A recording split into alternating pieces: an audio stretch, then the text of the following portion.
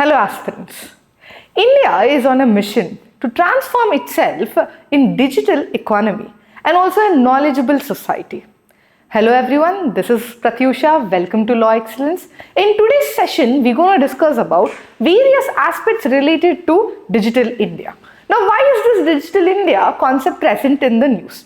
Now, when we see recently, it has been stated that the Kerala has been designated as the first fully digital literate state. We already know that right from the many census, Kerala has been topping in the digital literacy rate. Either it's for the men or the women, Kerala state has been present. Now, not only the normal literature, but also with the digital literature, Kerala has been topped in the digital literacy. Now, when we see why did it top, or what is a program that is enhancing the digital literature that's been present. Now, we can see Kerala, a total, we have a campaign where it is called as Digi Keralam campaign. Now, in this Digi Keralam campaign, around 21.85 lakh people have been educated literally. Digitally, there is a literature has been given.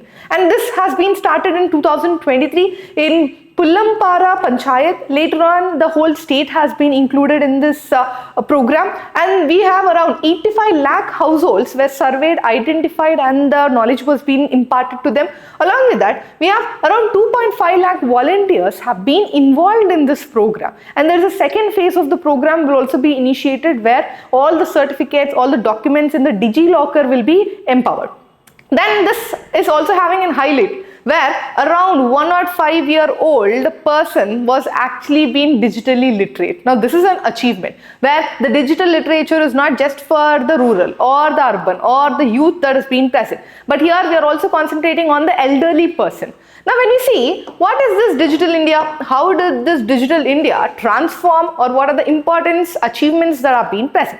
So when we see Digital India was first actually launched in 1st July 2015. Now if you see, there's almost 10 years has been completed from the Digital India initiative, and there is a high chance of asking it in the next prelims or in the mains question paper. Now this Digital India is having 3 different core principles has been present. First principle is digital infrastructure for every citizen. Now it might be a youth or a young stage or a schooling that has been present, the youth has been present, or else the working community or the elderly person, any group of person, any caste, any creed, any religion, or any amount of the regions that have been there, all should be having a digital access, digital empowerment should be present. Then we have governance and service on demand. As there is large amount of digital era is being present, all the services and all, we not go into the department offices and all. Within our mobiles, within the laptops, with the use of internet, we can go for the service, we can demand the service, we can raise a request in the government sector. Third one, we have digital empowerment of the citizens. So we have to be empowered. The UPI payment has been there, the 5G technology, the 6G technology. Now this is all where we have been getting the digital empowerment has been coming up. Then this program has 9 different pillars have been present. First, we have broadband highways. All the regions in India has to be covered with a broadband network service. Second, we have universal mobile connectivity. So we should have overall coverage of the mobile connectivity should be present. Public internet access program. So we should have a public internet access, government websites, portals should be present. This is where we have started the e-governance. Then we have e-Kranti, information for all, electronics, manufacturing, IT jobs, early harvest programs. These are the 9 different pillars of the digital India. Then what are the key achievements? Like 10 years have been done. So some achievements should be achieved. Then here we have started BharatNet broadband rollout. Now all the regions are trying to cover it with the broadband network. Then we have UPI transaction. We already know there's a high amount of UPI, highest amount of UPI transactions has been observed.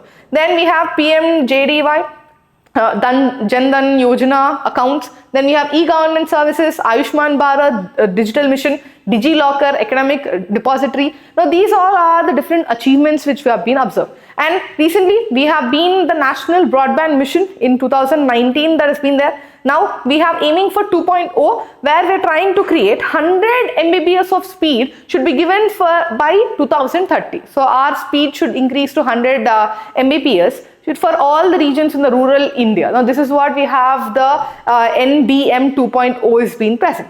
Now when we see the little data regarding the Digital India. Now this data can be included in your mains answers, or else this data might be asked in your prelims. So just look out. So here through the PMD Jisha program, we have around 47.8 million rural citizens were digitally literate, and we have the digital payment, UPI payment has been increased to 45 billion transaction. Now you can see in this graph where in 2017 very less amount of digital payments were being present, and this digital payments have been increased to 45 billion. So this is where high amount of digi transaction has been going on. Then we have to NBM. It plans to cover 2.7 lakh villages and achieve 100 Mbps speed by 2030. Now these are the different data that is being present with the Digital India. Now we'll see what are the challenges that are being present. Now with this digital, we do have challenges that are being arising. First, there is infrastructural gap. So first one we have here is the infrastructural gap. Now not just the internet is being present, no, people also should be aware, people also should have the towers should be present, the cable lines should be present, the people also have to have smart mobiles should be present to access the internet, or the laptops or the computers that are being there. Then there is a divide between rural and the remote areas. So urban areas, majority of them we have the internet usage has been there. Still, some of the rural areas, the remote areas, they are having certain infrastructural difficulties are being present. Then we have persistent digital divide. So every time we have this digital divide to the access to the devices and internet. Sometimes mobile is being present, we don't have internet is being there. Sometimes internet connectivity is being present, the people are not having the mobile connectivity. Now this is where we have the persistent digital divide is being there.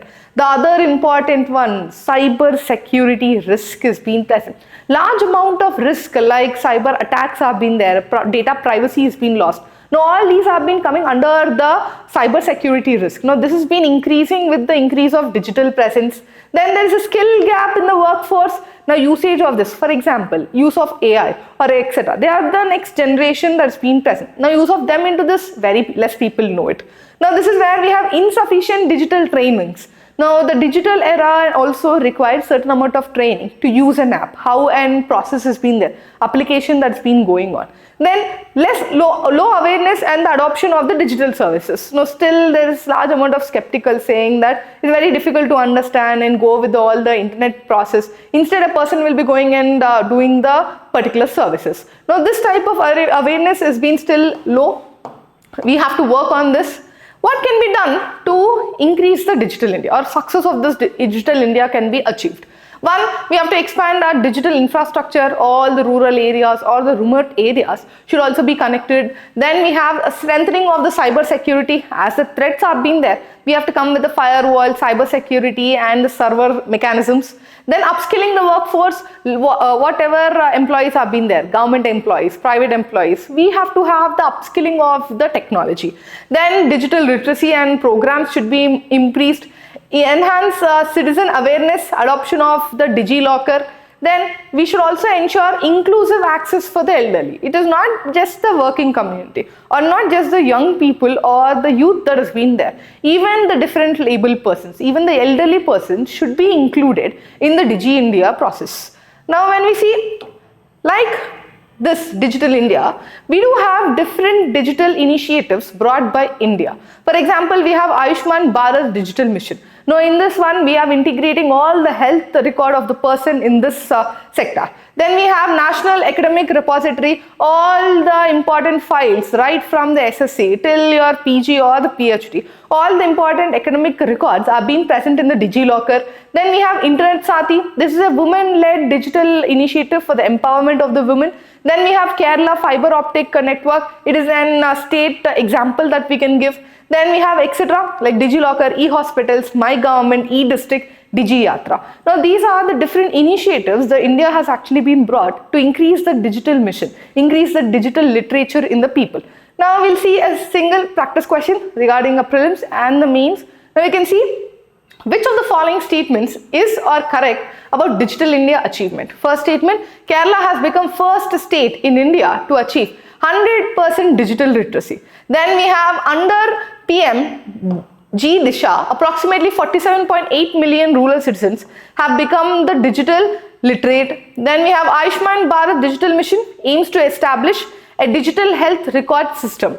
D, all the above. So please do comment the correct answer for this. Are the achievements that have been occurred? What are the challenges that have been present? What can be done to increase this expansion, increase the inclusion of the people into the digital mission by 2030? For such interesting videos, follow Law Excellence.